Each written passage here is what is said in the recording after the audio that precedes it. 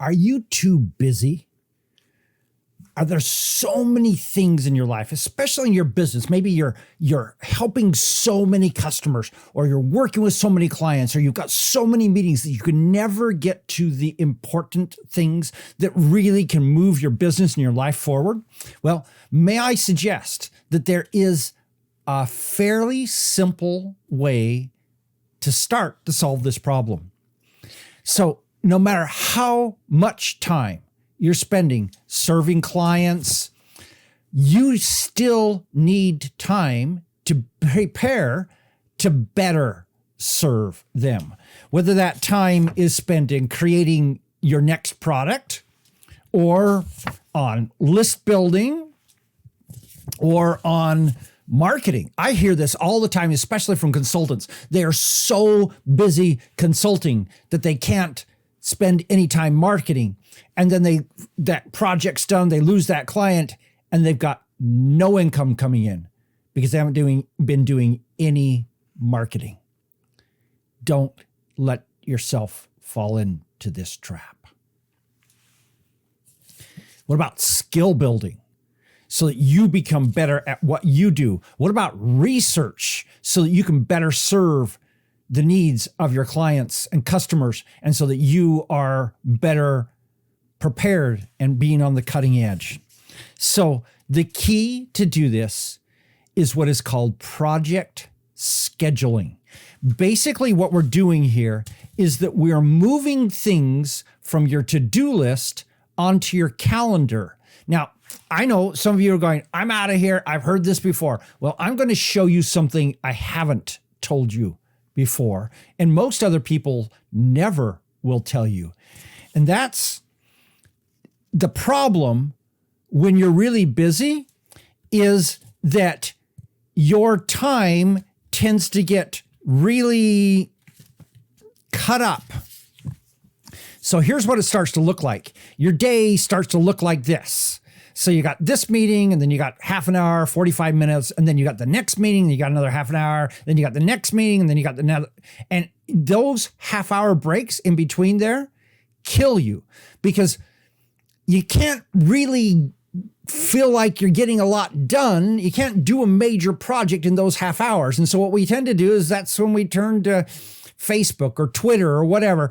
And what ends up happening is by the time the day's done, we've blown an hour and a half, 2 hours doing stupid stuff that we knew we shouldn't be doing, simply because our calendar was arranged like this. So the solution to this is called time blocking. Here's how time blocking works. Basically, let's just imagine you use Google Calendar, or you can use Apple Calendar. You can use any kind of calendar with this. Go in and schedule a meeting on your calendar. I recommend like 4 hours long. And then check the little box that repeats that meeting on that same day every week, and don't put an expiration date, so that it repeats that meeting every week for forever. So for example, you take Thursday afternoon and you block it from 12 to 5. And you mark yourself as being busy, and you put dawn time in there as the name of the meeting. And then you check a little box to repeat every Thursday, and you don't put an expiration date. You just let it run forever. So if you went and looked at my calendar for 2028, you would see that I have meetings on Thursday and Friday every single week. Why? Because I've done exactly this. I've blocked out time. I recommend that you do this for at least 8 hours every week. Now, here's what ends up happening. So we've all heard the advantages of taking projects on our to-do list and putting them on the calendar, and then going and doing them during that time when they're on your calendar. Let me do this. Let me just make my noise go away. Actually, we'll just ignore that noise. Okay, the challenge is when your life looks like this, you can't do anything with that, because most of the projects you simply can't do within that time frame. And so when you use this time blocking technique, what you end up doing is you do something like this. So here's my Thursday, I block from 12 till 5. And what ends up happening is all the other meetings end up going smushed up together because you still have got 4 1-hour meetings, just like you had over here, but now they're smushed up together and you got this 5-hour block that you can actually do something major during it. So here's what you do.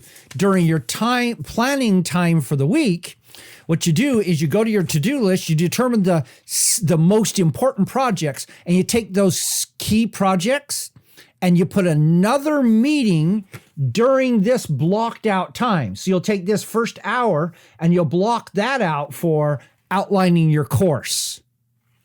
And then you'll block the second hour out for creating an opt-in incentive. So maybe that's going to take 2 hours. And then you block, and so you're laying another meeting on top of the meeting you already have. The reason why this is so important is because most people's calendars look like this, and there's no way that you could put that blocked time into them. By doing this, you've got that time blocked. Now, ideally, when we go back and we do this part about scheduling key projects during the week, what we do is we go put them in other times that are not taken up with other meetings, leaving this block time free to do even more stuff. In other words, you're cramming out the less important meetings and replacing them with very vital, important time to actually do the work that builds your business. Can you see what we're doing here? Can you see how this could be how powerful? And what this does when you do this is it solves the problem of never having time available to put those key projects on your schedule. By the way, this does have one other advantage. My week is totally full. Another meeting request comes in. Now I have a conscious decision. Do I take some of this golden time that's scheduled and give that to this meeting? Or could that meeting be handled in an email? And so once you've got this force thing that forces those conscious decisions, you then make conscious decisions. And I suggest you very, very reluctantly give up this time. This time is my time. This time is holy time. This time is precious. I don't give it up unless there's something absolutely essential that's even more important than my building my future to go into that time. So take advantage of those conscious decisions. And oftentimes you either don't do the meeting at all or you put it off until next week. This is an incredibly powerful technique that I suggest everyone do.